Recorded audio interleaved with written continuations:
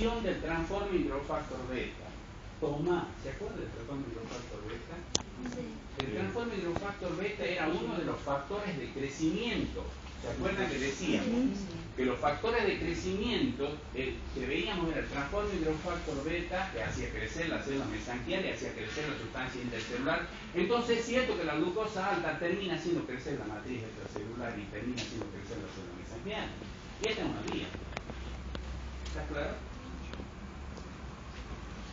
Ayer hablamos del factor de crecimiento derivado de la keto PDGF, del transforme hidrofactor beta y del FGF, fibroblast growth factor, o sea, el factor de crecimiento fibroblástico. ¿Se acuerdan? Eso eran los causales del desastre final, junto con los mononucleares. Bueno, ahora observemos alguna otra vía. La vía de los polioles. Sorbitol arriba, la verde. Sorbitol, glucosa, en lugar de pasar glucosa 6-fosfato, pasa sorbitol, pasa fructosa, pasa por la fructosa 6-fosfato y termina haciendo lo mismo que la otra. Otra vía alternativa que termina en PKC y que termina en transforme hidrofactor beta. Y la de la izquierda, la vía de las hexosaminas. También una vía alternativa que termina activando, vía no PKC, la activación del transforme hidrofactor beta. No me interesa que sepan lo que dice bioquímicamente, me interesan que lo vean al cuadro así completo y entiendan que es cierto que la glucosa alta extracelular es capaz de intoxicar determinados tipos de células blancas que están adaptadas para ello a través del glutamato 1, como las células endoteliales y la mesanquial, y producir un daño que ayer ya hemos visto que era un daño importante. En este caso, hemos visto que el mesanquio proliferado comprimía al vaso sanguíneo desde afuera. ¿Está claro? Glicación no enzimática, los H. Bueno, no vamos a establecer demasiadas cosas. Los H son pedazos químicos derivados de la glucosa. Ahí afuera, digamos, a la parte izquierda está la glucosa como inicio y después sigue siendo un montón de otras cosas, no importa que sea, adherido a proteínas, y esos reciben el nombre de ACE o ACE heterogéneo cuando están unidos a proteínas. Estén o no unidos a proteínas, los ACE son capaces vía PKC activar el transforme hidrofactor beta. Por hablar de una vía bastante clara. ¿Saben dónde se depositan los ACE de los pacientes diabéticos?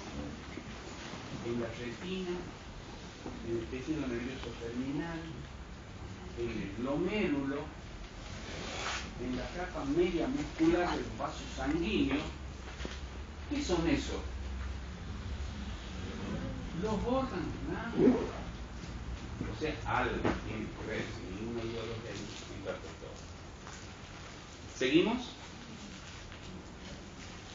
Radicales libres de oxígeno.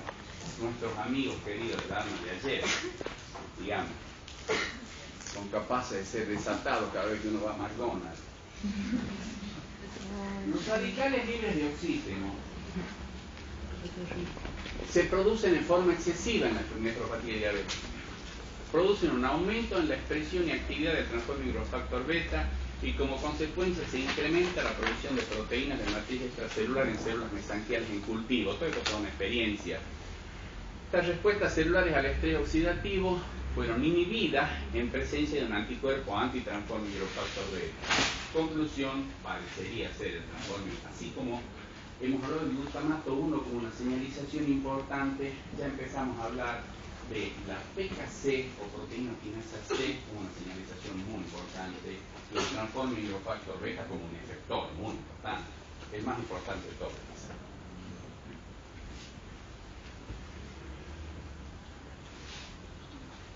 Esto es un laburo del CLIME del 2001, el 598795 de referencia.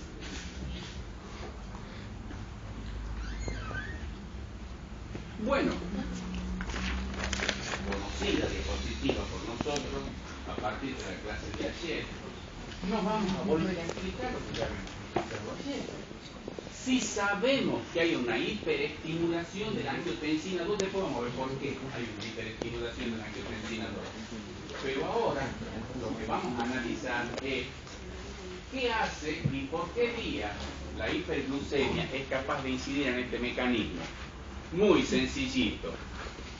La hiperglucemia es capaz de, vía glutamato 1, vía ACE, usar como vía de señalización la proteína quinasa C, y queda claro por qué estimula el transforme hidrofactor beta.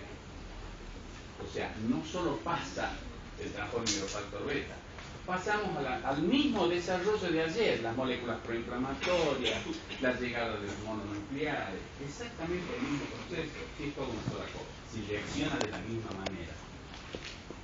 O sea que la hiperglucemia, unida a una sobreexpresión de angiotensina 2 sobre su receptor AT1, tiene exactamente el mismo efecto, potenciado, sin ninguna duda. Entonces hemos concluido que la hiperglucemia es capaz de producir toda esta historia. Es como que la hiperglucemia per se es capaz de producir todo esto. Encima, existe lo siguiente. Vamos a ir analizando párrafo por párrafo. En la enfermedad diabetes hay una vasodilatación diferencial de la arteriola aferente y eferente.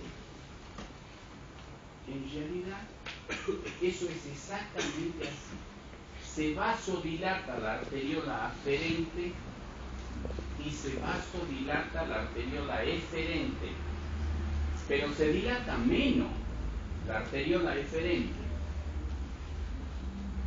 Por tanto, el resultado es que la arteriola eferente está vasocomprimida con respecto a la arteriola aferente. Tiene muchísima importancia que los receptores para la angiotensina 2 están solo en la arteriola eferente. Y tiene muchísima importancia que eso significa que está gatillada la angiotensina 2 sobreproducción. Ese solo relato ya nos califica para pensar que la diapositiva anterior es cierta en toda su magnitud.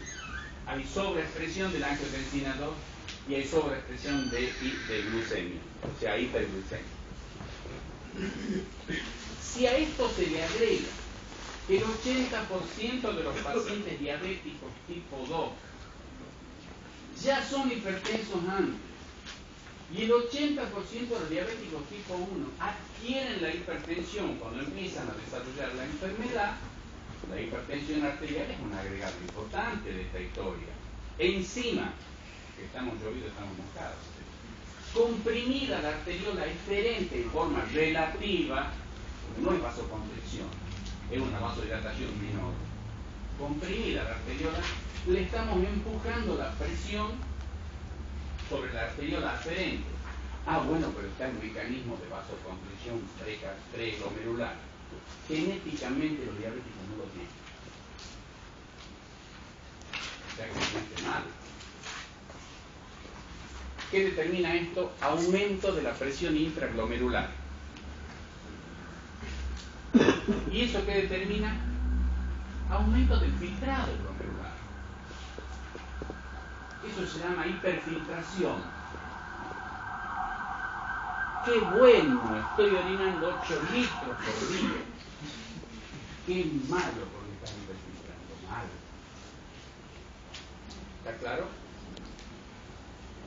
Encima de todo esto, el paciente diabético nace con una falla genética que es el contratransporte sodio-hidrógeno.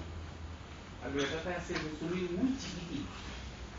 El contratransporte sodio-hidrógeno, que antes no sabía por qué era, que se lo descubre como sodio-litio en los glóbulos rojos en la investigación fisiológica, que es el representante del sodio-hidrógeno en la célula, lo que hace es sacar hidrógeno de la célula. El daño del contratransporte, porque el contratransporte lo que hace es meter hidrógeno en la célula para darle cierta acidez. El daño del contratransporte, que es genético, en la mayoría de los pacientes diabéticos que van a desarrollar la enfermedad renal